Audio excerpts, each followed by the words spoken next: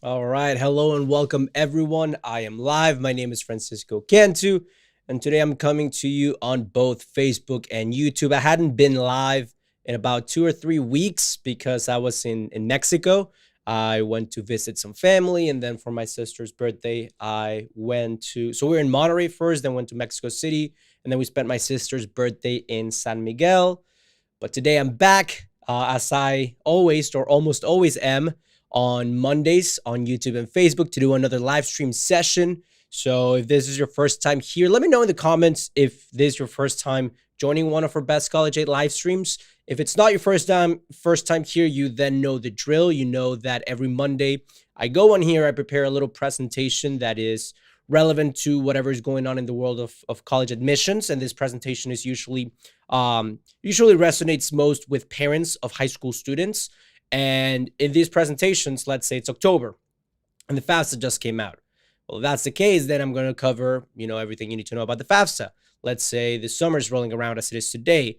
Then I'm going to talk about extracurricular activities. But one thing that we do at the beginning of every month is we do a checklist. So today's presentation, if this is your first time joining, today we're going to be talking about the high school guide for parents in June of 2023. So basically what I'm going to be talking about throughout the next 30 minutes before I go into a Q&A session is everything you should keep in mind or everything you should be aware of throughout the month of June so that you are on top of the college application process. So I'm going to try to keep this very generic so that if parents of both freshmen and sophomores and juniors are watching, everyone will get value out of this presentation. However, because I'm aware that every person's situation is different, I always finish up these live streams with a Q&A session. So let's say I spend the next 30 minutes talking about, as I already mentioned, the high school guide for June of 2023. Let's say if on top of that you have additional questions as to what your students should be doing or something related to your students' current situation, maybe the classes that they're taking or something that they want to be involved in throughout the summer, then you can use both the Facebook and the YouTube chat features, and I'll be sharing your comments and I'll be answering those questions, right? So you can think of these as office hours. The reason why we're able to do this is because of the Best College Aid program, the full Best College Aid mentorship program. We have there's a lot of people who after these live streams have more specific questions or who want to ask us or solicit our advising. If that's the case, we do have a paid membership that goes beyond and it's completely separate to these live streams. And this membership, the Best College Aid Family membership, is what enables us or what sponsors these Monday and Tuesday live streams, because we are live today on Facebook and YouTube. And as I already mentioned, I'm going to do the quick 30-minute presentation and the Q&A session, hopefully getting all of your questions answered. But if on top of that, you want additional training, or let's say you have other questions, or you like the way I answered a question or anything of the matter, you want just more information, we do have a free training. So this presentation right now, I'm completely live. I'm going to be reading the comments. I'm going to be doing my presentation. However, if after that you want something that's more generic, more of an overview of the whole application process, and you want more of a hand-holding experience, we do have a pre-recorded training on the 6 strategies to help your children get accepted to college with scholarships. And that is going to be if you're watching on YouTube, you click show more below the video, and you're going to get a link to that free training. And if you're watching on Facebook, you should be able to see it under the video that is playing right now, the live stream, right? So that's resource number 1 that I have for you all. And then resource number 2, again, I'm going to get started with the presentation in just 1 second. For those of you who have joined late, today I'm going to be talking about the June guide for 2023. So basically what I'm going to be covering is everything you need to check off your checklist throughout the month of June to make sure that your students are on track to, go to college or to go through the college application process with everything that they should be doing being done. So I'm going to cover all of that throughout today's presentation.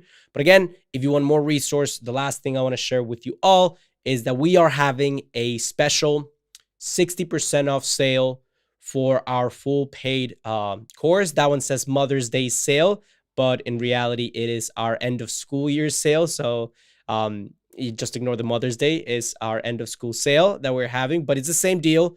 60% off our $997 membership goes down to $397 or 3 payments of $177. All right. So that's something that we're going to be running. If you are interested, you can check the link below this video. Nonetheless, that is if, again, throughout the next 30 minutes, or if after you register for the free training, which I already said the link is also below this video, that is if you want additional information.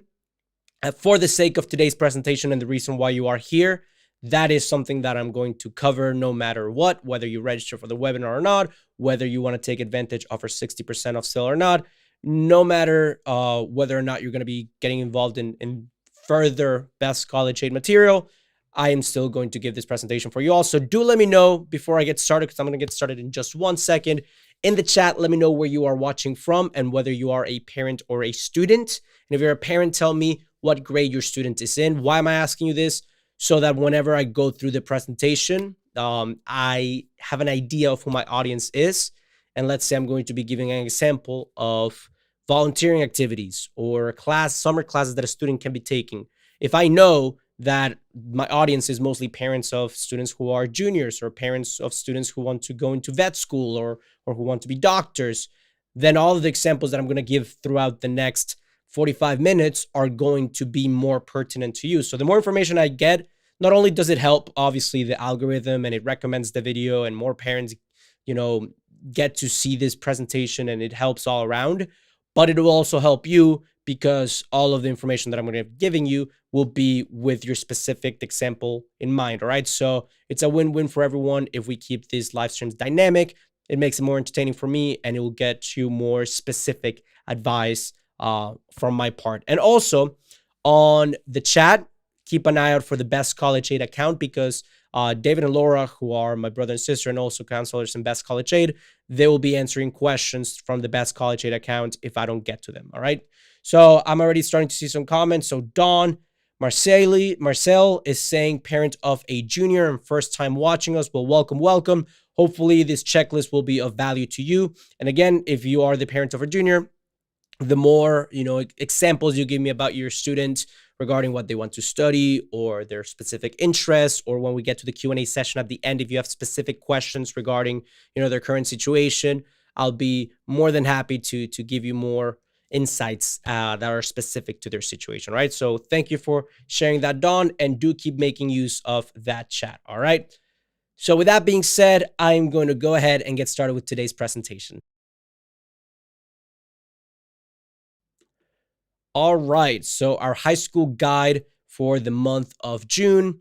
Today, I'm going to be not as slide heavy. Today is a very surface level presentation, and the more questions that you ask me, the better. But I'm going to run through it as quickly as I can so I can get to the Q&A portion of today's presentation. So the first thing I want to cover are some announcements for our members and for the general public. If you're already a member of Best College Aid, our Q&A for the month of May has been posted. So that's inside the course. Just go ahead and go to the Q&A session, and you'll see that last week's Q&A session with David has already been posted, that recording. Number 2 is we are creating a mini course for those of you who are interested in learning about how to specifically make the perfect list of colleges, because that is, in my opinion, the most important aspect of the college application process. If you pick the right school, you're going to get institutional scholarships. You're going to find institutions that have the specific programs you want, so you don't have to compromise your academics for the financials. And you do that by having a good college list. So in the next week or two, we're going to finish editing that, and we're going to give out more details. But that's something that I just want to let you all know. And if you're already a member, that's going to be, part of when you join Best College Aid. You get access to all present and future content, so that you don't have to pay anything extra for that. That'd just be included with your membership. And if you're in the future watching this, or if you're interested in joining that specific product or purchasing that product, that will be announced in a week or two. Or if you just want to join the full Best College Aid membership, then you will be gifted that as part of your membership. All right. And as I already mentioned, the end of school sale is below this video. Right. So those are the quick announcements before we get started with the actual slides. And the actual slides, the first thing I want to talk about in this June checklist is summer activities. All right. So Everything that has to do with extracurriculars, I'm going to cover the three most popular ones. But again, ask your questions, be engaged, because the more I know about what your student wants to do, the more I'll be able to tell you whether or not that will complement or supplement or detract from your college application. All right. So, first, I want to cover the three basic summer activities that you will hear about. And spoiler alert, they're all going to help your student. I'm going to elaborate a little bit more as to how they're going to help and the best way to use them. But when you're thinking of clubs, you can think of the Girl and Boy Scouts. You can think of if there's a sort of reading book club, or a language club where your friends get together. And I remember in high school I had Spanish hours with friends, and I would just go get dinner and we would just speak Spanish for that hour. And it was a mixture of friends who were from Colombia, from Mexico, from the US. And some of them spoke Spanish, some of them didn't, but it was just something that we did together. And that's something that you can certainly talk about in your college application, or if you go through the more formal or alternative of an actual club or an actual organization like the Boy or Girl Scouts, then that's also something that can supplement your college application. All right. Running through it before I get to the actual meat and potatoes of this slide. Volunteering, you can do that at a church, library, hospital. In most schools, volunteering will be a requirement. Obviously, different counties and different states have different policies as far as how much or how many hours you need to graduate as far as volunteering. And a question that I often get regarding volunteering is, what's the minimum hours, or what do I need to graduate or go to college? And I want to take a pause here and make an emphasis that the amount of hours that are required by your high school to graduate might not necessarily be related to what a college looks for or requires from their applicant. All right. Oftentimes, the high school has a minimum amount of hours that they require for the student to graduate. And then the college has a different level of valuation or interest or value that they put into the students' volunteering hours. Right. And inside the course, something that we teach our students is how to find schools that will place a lot of value on the specific characteristics of the student's college application that they're strong in. So if you don't have a lot of volunteering hours, you did the bare minimum to graduate from your high school, or the opposite. Let's say you have a lot of volunteer hours. You did 1,000 volunteer hours throughout your high school career. Then odds are that if you're picking between finalizing your list of colleges between two schools, and one of them places a lot of value after you look at the common data set in students who volunteered a lot of hours, then that's going to be great, because you can select that school and you know that they will value something that you're strong at because you had a lot of hours. However, if you're deciding between two schools and it's the opposite, one school doesn't care about volunteer hours based on their common data set, and another one does place a lot of value, and everything else is the same regarding the your college application, you're going to apply with the same GPA, SAT, ACT, everything, then you might be better off with the school that won't, I don't want to say penalize, but that won't reward those extra hours that maybe some other applicant will possess over you. All right. So that's something that I wanted to make a pause and really make sure I emphasize, because that's really relevant in the month of June, because that's when summer starts and a lot of people take care of their volunteer hours in the summer. But as a general rule of thumb, you're never going to be penalized for having a lot of volunteering hours. So honestly, the more you do, the better. Right. And then finally, sports, swimming, baseball, football, rec leagues, anything regarding sports will be an asset to your college application. However, I also want to make another pause here with regards to sports. You can have two different types of goals, and it's perfectly fine whichever one you want to go. But there are those students who practice sports because they want to add that as a supplement to their list of extracurriculars when they apply to college, and that's that. They only want to make sure that they show that they had, duration and discipline and leadership throughout these athletic experiences. However, they don't necessarily want to be a college athlete. And then the other route is those of you who do want to pursue a college athletic experience and who want to go into college and practice collegiate sports. All right. Whichever one you pick, it's perfectly fine, but it's important to know that ahead of time, so that you can go through the process, especially in the month of June. If you're going to go into your senior year, you have to do a lot of the NCAA requirements and prerequisites. Inside Best College Aid, we help our students who want to be college athletes navigate that whole entire process. But you should be well aware of what you should be doing and at what point of the timeline you should be doing it, so that if you want to be a college athlete, you can be recruited and you can start moving the pieces to become an appealing piece for the coaches.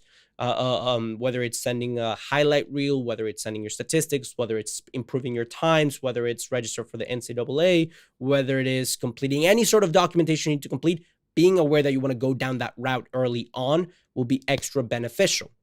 On the other hand, if you know that you just want to use sports, athletics, or theater, or a musical instrument as a supplement to your college application, but not necessarily as a leveraging tool to become an athlete or a member of the choir or the band at the university, then that's also good to know, because if that's the case, you will have to know what are the levers that make it more valuable of a supplement to your college application. And what do I mean by this? Well, when it comes to extracurriculars, colleges care about leadership and duration.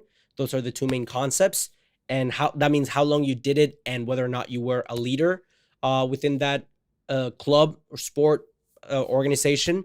So if you know that you just want to use swimming, track and field, football, or whatever it is to show that you're a more competitive applicant, then knowing that early on so that you can practice that sport many, many years and display the concept of duration that colleges care about, or get a leadership position within that team, then that will give you the most value out of that activity without necessarily having to devote or commit to being a collegiate athlete. All right. So that's something that I really wanted to emphasize, because being aware of what your goals are with a specific sport can help you put the pieces in place so that when December or January or February of your senior year rolls around, you are not left behind in terms of, oh, I wanted to be a college athlete, but I didn't, do the NCAA registration, or I wanted to only use it as a way to boost my college application, but I never signed up for a leadership position, right? Being aware of what you want to end up or how you want to use your sports as will help you get the most out of them. All right. So that is it in terms of extracurricular activities that I wanted to cover in the month of June. Next up, the thing that I want to cover is part-time jobs. Why? Well, because especially 9th through 12th grade, part-time jobs are a great way to supplement your college application. And I want to cover two of the most important points or questions that we get asked from our members regarding part-time jobs. All right. So first, I want to talk about you save money. If you're a student and you're going to go off to college, college will have non-billable expenses. And something that we see with our students inside Best College Aid, our members, they get accepted to college and they will get a financial aid and scholarship award letter. And your students, if you're watching this, you're probably parents of students who will apply to college, go to college, and they will get their financial aid and scholarship award letter. And something that you will see is a section of the award letter is going to say billable expenses, and another section is going to say non-billable expenses. So billable expenses is what the college is, exactly what it sounds like. The college is going to bill you for that. So tuition, room and board, meals, and those are usually the three main costs, right? Non-billable expenses are things that you're still going to have to pay for, but that the college doesn't necessarily handle or charges you for. So that's everything that has to do, for example, with travel. If you live out of state and you have to travel to another state for college, then you might spend, depending on how far away you go and whether you drive or you fly, you might spend a couple of $100. In some extreme cases for moving, whatever, you might spend close to $1,000, whatever the case might be. You're going to have to pay that for college, but it's not something that the college will bill you for. So those are non-billable expenses, right?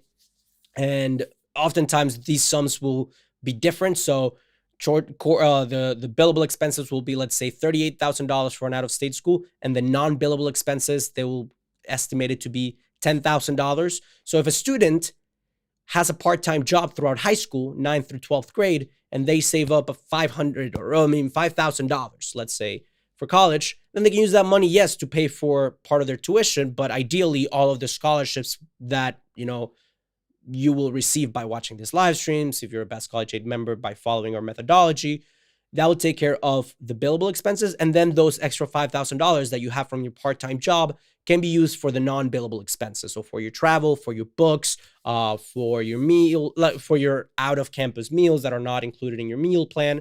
So it's usually very beneficial to have that. on top of the fact that it is a supplement to your college application because it can be considered an extracurricular activity. Okay. Now, another thing that I want to cover with you all that a lot of parents ask us: does having a job and saving money make you less eligible for need-based scholarships? And there are extreme cases where if a student earns a lot of money, that maybe that might be the case. But in most cases, and again, I do want to start off by saying that there might be some extreme cases where the student is making a lot of money. But if a student has a part-time job and they're using that to pay for their personal expenses and save for college, more often than not, the impact that that's going to have on the amount of demonstrated need that the student has is not going to be sufficient to make it not worth having that job. You're still going to have somewhat of a similar demonstrated need because a lot of it is based on your parents' finances. And unless you have an extreme amount of money saved up as a student, it's still going to be very much worth it to have those extra dollars in your bank account for your personal expenses. All right. So that's just something that I wanted to address, that usually in most cases, the benefit of having a job throughout high school, a part-time job, and getting that discipline, that experience, being prepared to go to college and even have a job throughout college because you've been used to it throughout high school, the responsibility shock won't be as harsh. In the overwhelming majority of cases, it is way more worth it to have that part-time job throughout high school than it would be to not have it. All right. So that's just something that I want to say. You should look into it as a parent or as a student, having a part-time job, especially in the month of June. We included it in this checklist because mostly beneficial and positive things will come out of this, unless there's an extreme case where a student is making many thousands of dollars that they have saved up in a savings account that the college will, or even the federal government will see as assets for the student. But again, more likely than not, that won't be the case. Again, not a financial advisor, but I do want to say that it's something that a student should heavily consider, getting a part-time job throughout the month of June and throughout high school. All right. And then the other thing that I want to address regarding part-time jobs is the ramifications or the implication that having those extra couple of $1,000 saved up will have on a student's finances in the long term. So this is especially relevant with students who are offered unhealthy loans. Again, inside Best College Aid, we teach our students the difference between subsidized and unsubsidized loans in way more detail. But for the sake of this presentation, because I want us all to be on the same page, subsidized loans are, as the name suggests, loans that are subsidized or not bailed, but you get help from the federal government in terms of covering the interest throughout the student's education. So interest is not accrued on the principal of the loan throughout the 4 years, whereas unsubsidized loans don't have that subsidy. So interest starts racking up as the student studies, right? So often than not, you want to get those subsidized loans, the healthier loans. But let's say that a student is not offered that and they have to take out only unsubsidized loans. Let's say they have to take $10,000 for an unsubsidized loan at whatever percent, let's say 4%, and they take out a $10,000 loans their freshman year. That's going to start accruing interest throughout freshman, sophomore, junior, senior year. They get out of college, all of a sudden that $10,000 loan is way more than $10,000 because of that consistently accruing loan amount, because it's not subsidized. So having saved up those $10,000, or even if it wasn't the $10,000, even if it was 5,000, 2,000, 3,000, a couple hundred, will make it so that you don't have to take out that loan and you don't have to accrue that interest on that loan. And it can save you not just the amount of the loan, but the amount that you would have to otherwise pay in interest. All right. So that's why I say more often than not, without being a financial advisor or anything like that, but just by that logic and the positive ramifications that having a job throughout high school will have in how good your college application looks like.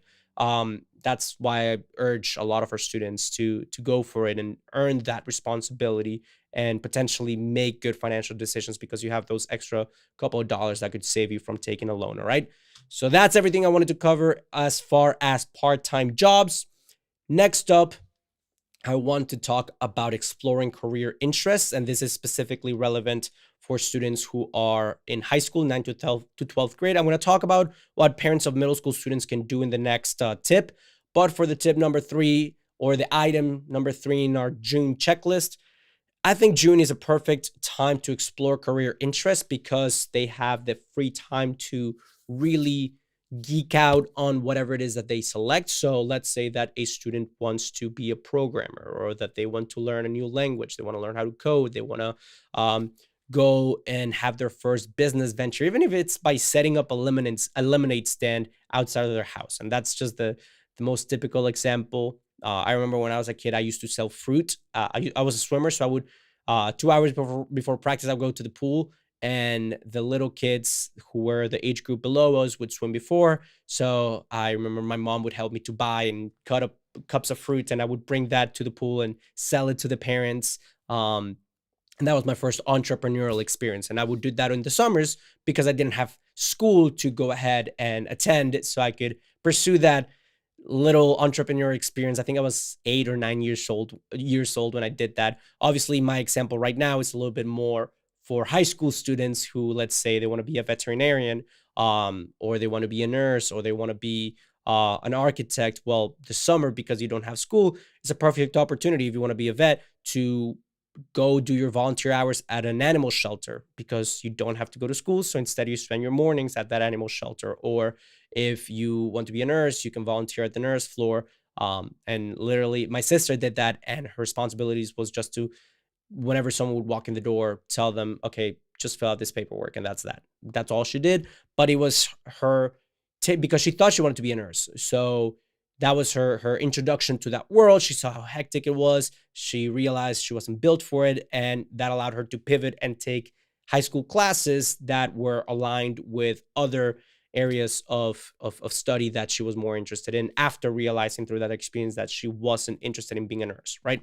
So using the summer and your extracurricular activities over the summer for career exploration allows you more flexibility than you would have if you're doing it, let's say, in September or November, when you have class and all your volunteering is on the weekends. You might not get a real life experience, whatever career interest that you have, or whatever career interests you want to volunteer doing, or anything like that. All right. So do take advantage, if you are a student, or if you're the parent of a student, of this extra time that the student has without school to pursue career interests, or to, again, relate their extracurriculars, volunteering experience, their clubs, and everything to whatever it is that they think they might want to study, because it could either validate it and motivate them to take classes, AP classes, IB classes, dual enrollment classes on that field, and become even more compelling applicants.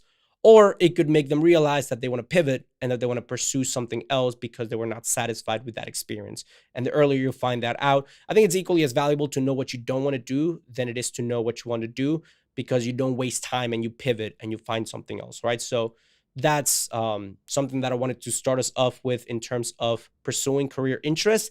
And another thing that is super important is that last week, the same way that I've been, rambling about for 30 minutes about the June checklist, which is, again, the topic of today's presentation, the topic of last week's live stream. So let's say if you're finding a lot of value with everything that I'm sharing, well, David did the same thing as I'm doing right now, but the topic of last week's presentation was 5 strategies to select a college major. And he pretty much just went through all of the examples and all of the methodology that we teach our students inside the Best College Aid program, to figuring out and filtering out what they would want to study or what they would not want to study. So instead of just repeating everything that David said, I'm going to let you know that the recording is both on Facebook and YouTube.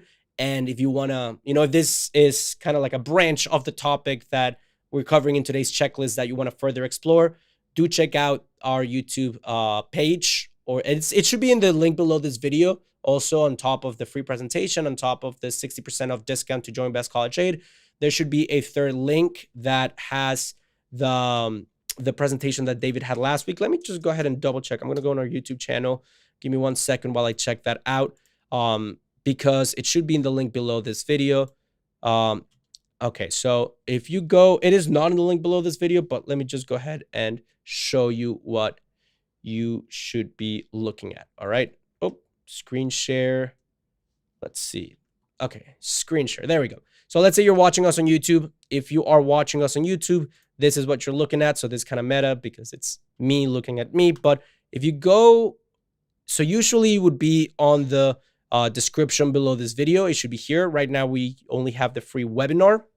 That's all right. What we're going to do, if you want to find that video from last week, you can go to the Best College Ed USA account.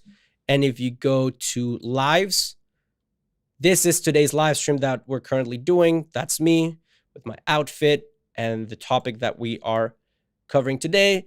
Last week, this was David doing the same exact thing that I'm doing, but on the topic of how to choose a career, 5 strategies. So again, for point number 4 of today's presentation, which is, or point number 3 of this presentation, which is how to explore your career interest in the month of June. I strongly recommend that you do what I just did and check out the video from last week. All right. So that's that with regards to exploring career interests. Check out that video. The last thing that I want to share with you all as far as today's checklist before we go to the Q&A session, which, by the way, if you did not join the beginning of the presentation when I told you all that I was going to finish up with a Q&A, this is me reminding you all that after I'm done with the next slide, I'm going to be reading all of the comments that you are making on either YouTube or Facebook. So if you're a parent or a student and you want to share with me a little bit more about your situation, you have questions, or you want to learn more about the Best College Aid program, or you have something specific going on with your student, this is the opportunity to go ahead and ask those questions. And I will do my best to answer, to provide value, to refer you to the best resources and go from there. But if you don't ask those questions, then I won't know that you have them. So this is the final call to ask your questions before the Q&A session. All right. The last thing that I want to cover in today's June checklist is that throughout the month of June, you should be either starting, or if you already started, continue applying for scholarships. And for scholarships, one thing that I want to cover is there are students who are, and this is something that students from 6th to 12th grade could do. All right. So one thing that I want to start off by covering is the fact that to finance a college education, there are 4 main sources of funding. All right. There is federal aid that comes from the federal government. There is institutional aid that comes from the college or university that your student will be attending. There is state aid that, depending on the state where you live in, it will have different merit-based or need-based policies for you to receive aid from the state you're going. And usually you will have to have studied high school in that state and then attend university within that same state. Again, different schools have different states have different policies. And then the last type of source of funding for your students' education is private scholarships, which is what you traditionally think of when you think of applying to a scholarship, writing an essay, and see if you get selected. All right. So recap: federal, institutional, state, and private aid. All right. And a lot of these different sources of funding do happen, and you do have to apply to them when the student is a senior in high school and every year that they will be attending college, as is the case with federal aid by filling out the FAFSA, institutional aid if the university requires a CSS profile, then you have to wait until October of your student's senior year of high school. Nonetheless, when it comes to state aid and private aid, and even those that I just mentioned that you have to wait till senior year, there are basic founding blocks that you can do or things that you could do starting 6th grade to start to become eligible to qualify for them. All right. So now that I mentioned an overview of what the types of scholarships are, or the funding, the source of funding, what they are, I want to explain now that there are 2 ways or 2 reasons why you would get a scholarship. Number 1 is need-based scholarships, which are what I was talking about earlier when I was discussing the whole students having a job and their funding. If they have their own money, they won't maybe have as much need, so they might not get as much scholarships. Again, usually, as I already covered, it's still way more worth it to have that money from a part-time job than not. But in most cases, and people who oversimplified say, okay, the less money you have, the more need you have, so the more need-based awards you might get. That's an oversimplification, but you do have to fill out certain forms, and there are other factors that go into it other than income, but that is one way or one reason for which a student will get money. The other one is merit-based awards, and merit-based awards, as the name suggests, and as I mentioned when I was talking about sports, it's all based on the student's academic, athletic, extracurricular merit. And oftentimes the forms needed for those scholarships will be the same as the ones for need-based scholarships. So students who don't fill out the FAFSA or CSS profile because they don't think they have need, they just shoot themselves in the foot because they might not qualify for merit-based awards, even though they do have the qualifications, just because they didn't fill out the proper paperwork. But again, that's a whole different rant that I'm going on. If you want to check more on that, check out the free presentation. The basic point that I want to make here is when it comes to June, whether your student is in 6th, 7th, 8th, or 9th, or all the way to senior year, you should start earning that merit to qualify for scholarships when you're a senior. So you do this by having good grades, by taking advanced level classes, by getting involved in extracurriculars that might make you eligible for, these private scholarships that have policies of you have to be a high school athlete, or you have to have leadership positions, or you have to have above a certain GPA or above a certain SAT or ACT score. If you're putting in the work 6th, 7th, 8th, 9th, 10th grade, then you're going to become eligible for those merit-based awards that you could apply to from private scholarships, and then fill out the forms, get money from the university, the state, federal government. And again, those are all things that you start building when you are way before senior year, even though those forms are due senior year. And there are even private scholarships that are open for 6th, 7th, 8th, 9th, 10th, 11th, and 12th graders to apply to. All right. A lot of people make the mistake of thinking that you can only apply senior year, when in reality, there are scholarships that are as early as middle school and as late as when the student's about to graduate college. All right. So start looking. We have a lot of search engines: Scholarly, FastWeb, College Board search engine tool. Those are just some of the ones that are off the top of my head that you could use. And using those search engines will ask you for some information that then will filter out with which private scholarships you could apply to. But again, that's just for private scholarships. What I was talking about earlier, as far as merit and as far as making sure you're eligible for state, institutional, and federal scholarships, it all starts really early on in terms of earning that merit. And that goes back to everything I've been talking about throughout the presentation with extracurriculars and doing well at school. All right. I know that was a long rant, but and I know that was a lot of information, but I'd rather over-explain than under-explain. And I'd rather you all know, at least, even if I spoke too fast and you didn't get what I was saying, you can always rewatch this. I'm going to be posting the recording of this live stream on both Facebook and YouTube, so you can always go back and rewatch it. If I went too fast, you can also use the chat. I'm about to go into the Q&A session of the presentation. So you can just further ask your questions there, and I'll hopefully clarify it in a more slow manner. Nonetheless, if you want additional resource, and this is the last thing I'm going to share before I go into the Q&A session, because I do see that we have a lot of questions from both Facebook and YouTube. I want to let you know resources. Recording of this live stream, if you came in late, will be posted on both Facebook and YouTube almost immediately after I'm done with the live stream. Number 2, questions. I'm about to answer them. So resource number 2, ask your questions in the chat right now. Number 3, we do have, as I already shared, a free training. If you go on our YouTube page, let's say you are watching us on YouTube, you can scroll down to the video description, show more, and you click on the link for the free webinar. And there you have David and Laura welcoming you. David is the one who gives this free training. And if I went too fast through any of the information that I covered today in this free training, we go over it way quicker. So go ahead and check that out if you want a little bit more of a slower paced sort of presentation. All right. And then the last thing is, at the end of that presentation, you will see the offer that I was telling you about. If you're interested, let's say you watch this live stream, you got a lot of value. You ask your question in the chat, I answer it, and you get a lot of value, or you like the way I explain things. You watch the training, you like the way that David and our other advisors explain things.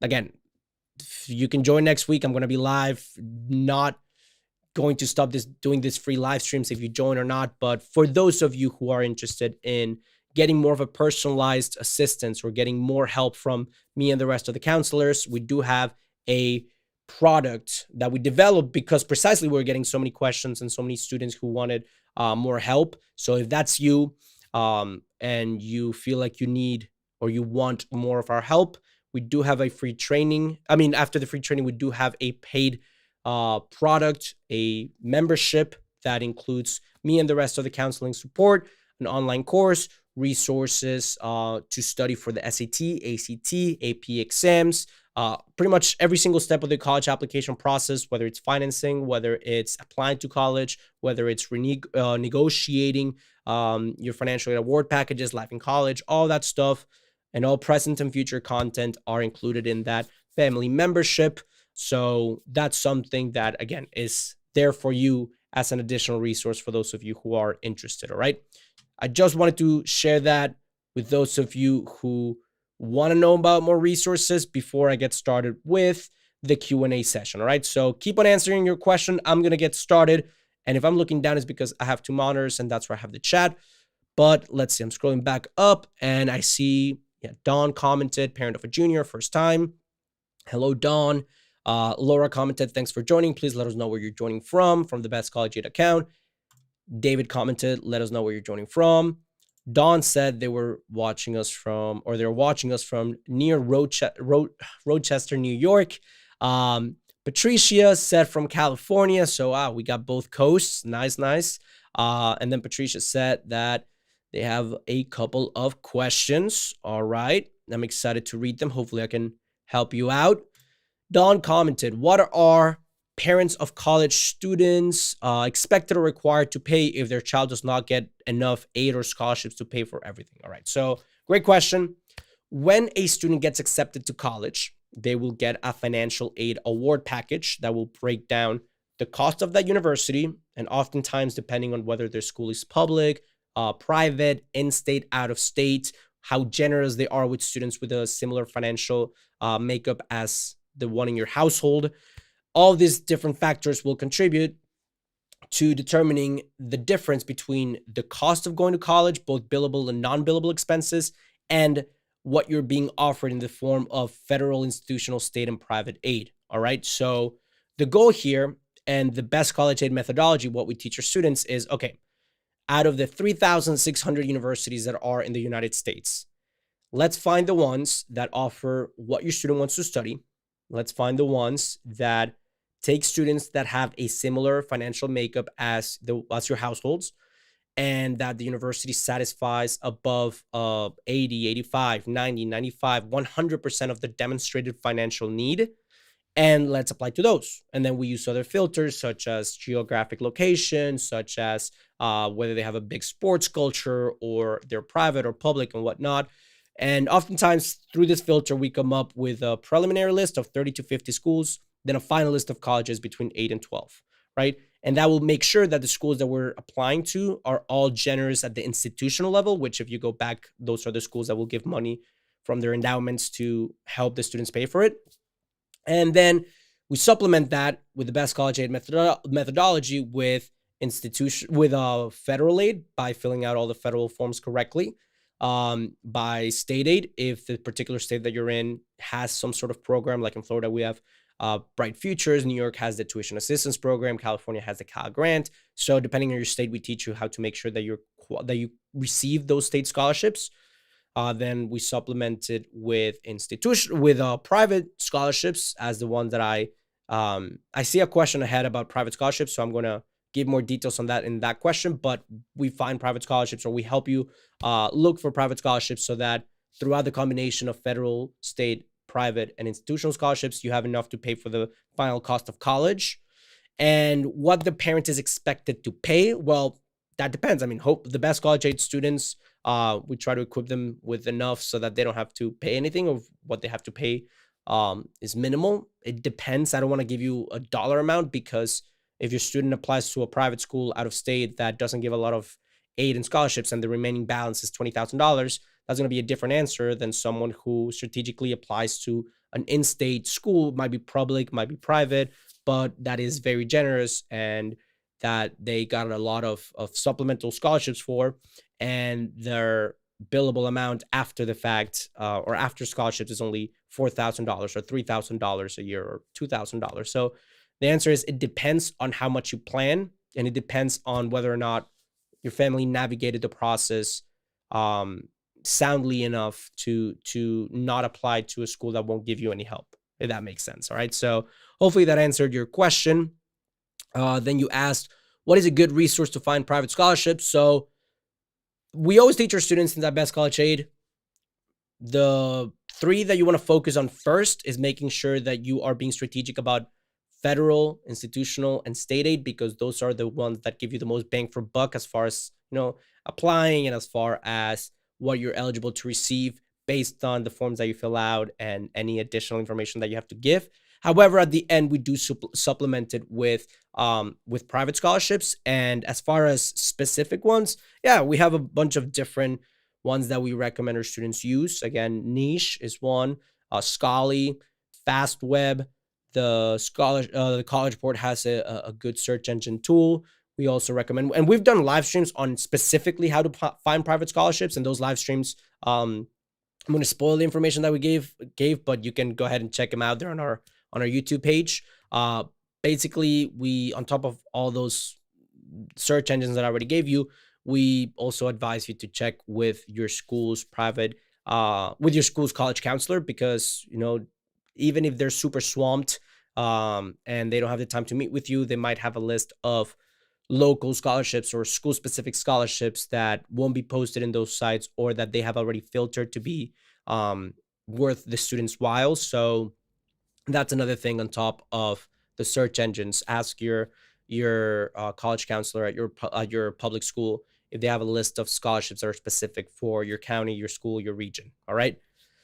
Hopefully that helped you out. Jenna Dean is asking, when is the best time to find an extracurricular activity? My son is starting high school next year. Yeah, as I mentioned in the first tip of the presentation, when it comes to extracurricular activities, the two most important concepts that a college admissions officer cares about is leadership and duration. Leadership, as the name suggests, a position, a charge, a responsibility, something that shows the student's impact in that organization through a tangible way. And if you can quantify it with a dollar amount or a percentage of, members of the club increased by, or whatever the responsibility of the club is, if you can quantify the student's impact, that will be a great way to display leadership on top of just having secretary, vice president, president, or whatever other title you have. And then the other factor that matters for college admissions officers is duration. And duration is basically how long the student participated in this activity. And this is just a great way for them to see whether or not the student has, commitment and how devoted they are to a specific activity.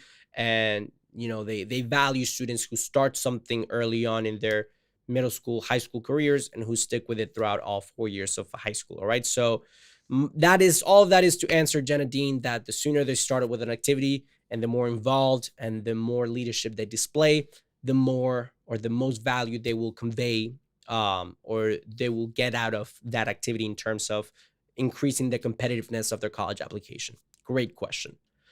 Patricia said, school essays, do you recommend them? Well, I recommend, if the application requires it, then yeah, obviously you have to complete those applications for your application to be whole and considered complete.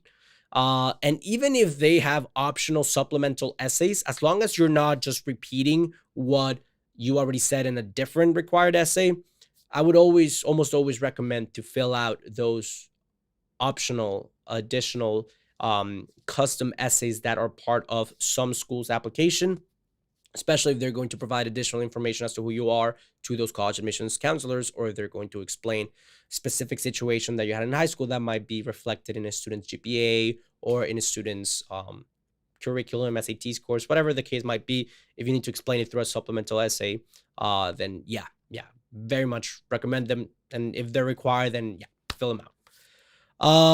Let's see. Patricia said, I'm not familiar with the American school process, what the membership includes, or what your program package do you recommend me? Thank you. So what I recommend before you even consider any program or any membership is to go, and I see you're watching us on Facebook. So below this video, below the video on Facebook, there should be a description, a link to our free training. If not, David or Laura, whoever's monitoring the chat, can just reply to your comment with the link to the webinar. But before you even consider any program or any mentorship or anything like that, watch our free training on the 6 steps to go to college with scholarships, because that's helped a lot of students. And a lot of our students are international, or their parents came when they were at a young age, or they're from the United States, but they didn't go to college, so they don't know how the process works. So I would recommend you start watching that training that David gives, because this might have been at some points very fast paced, or I went very specific on certain subjects, like the four sources of funding for college, federal, institutional, state, and private. But in that free presentation, we kind of go at a slower pace, and it's more graphic oriented, and we have visuals. So register for that free training. I'm going to share, if you're watching on YouTube, that's the one that is below. If you're watching on YouTube, below the video, you can click here and it will take you to the sign up page, and that will give you a very good experience, or a very good description, top to bottom, as to what the college application process looks like. All right, so I would start there. And then if you're interested in joining Best College Aid, we are having our end of school sale, so that will be extended to you all at the end of that training. Okay, or if you're interested in just checking out right now, you can go ahead and comment it and check out the membership. We'll give you a link to take advantage of that specific discount. All right, so let us know in the chat if you want to join right away Best College Aid. If not, watch the free training, learn more about the process, learn more about our teaching style, and yeah, make that decision afterwards. The discount will be waiting for you regardless. All right, next question. Subham is saying hello. And then they are asking, I'm from India, from Odisha. And then Subham is asking, how shall I start preparing for the SATs? All right, perfect. So for the SAT, there are many ways to prepare. All right. So the first and easiest way to prepare is obviously pay attention to your classes. By the time you're in 11th grade, at least in the American curriculum, you will have covered everything that will be assessed on the SAT or ACT, as far as basic English, writing, math, and reading comprehension. However, if on top of that you want additional resources, our members inside Best College Aid, they get access to study materials, free study materials, and discounts for crash course books, or for the RIA store. There's the Research and Education Association Publishing House, is a book publisher that creates crash course books for these exams. So those are usually very helpful. And if you're a Best College Aid member, you automatically get a 30% discount at their store, on top of other free study resources. However, if you are not, and you're looking for a free resource, I would also go to their website and check out or find previous versions of the SAT, or if you're studying for the ACT, and download those old exams so that you can take them, grade them, and see the areas that you need to study those, and then retake it again after having studied those specific areas that you were not necessarily the best at. All right. So all those resources, again, practice books from Crash Course. You can go to the College Board site. You can look at old exams, print them, download them. There's a lot of apps on the App Store. If you go for SAT practice, you'll find a lot of apps. So yeah, those are all just some of the ways that you can start preparing. And I do want to mention that our Best College Aid members, if there are any members watching us right now, you can go into the discount section and to the SAT section, and you'll see all of the complimentary resources that are part of your membership to prepare for the SAT and the ACT. All right. David said, thank you for tuning in. Thank you, David, for answering the chat and for sharing that. I see that you shared the link for the training. So that's great. Thank you for doing that. And Patricia said, okay, thank you. Yeah, so watch that training. At the end of that presentation, you will get that discount for 60% off if you're interested in joining. So again, those are all great resources. The recording of this live stream will be posted. Thank you so much for all of your engagement, your question. I don't see any more questions, so I'm going to call it a night. Thank you so much for everything. I hope you all have a wonderful night, and I will see you all either tomorrow on Instagram and TikTok, because I'm going to be live on those platforms at 7:15. Or if not, I'm going to see you next week back on Instagram and YouTube at 7:15 on Monday. All right. So thank you so much. Have a blessed rest of your night. Bye.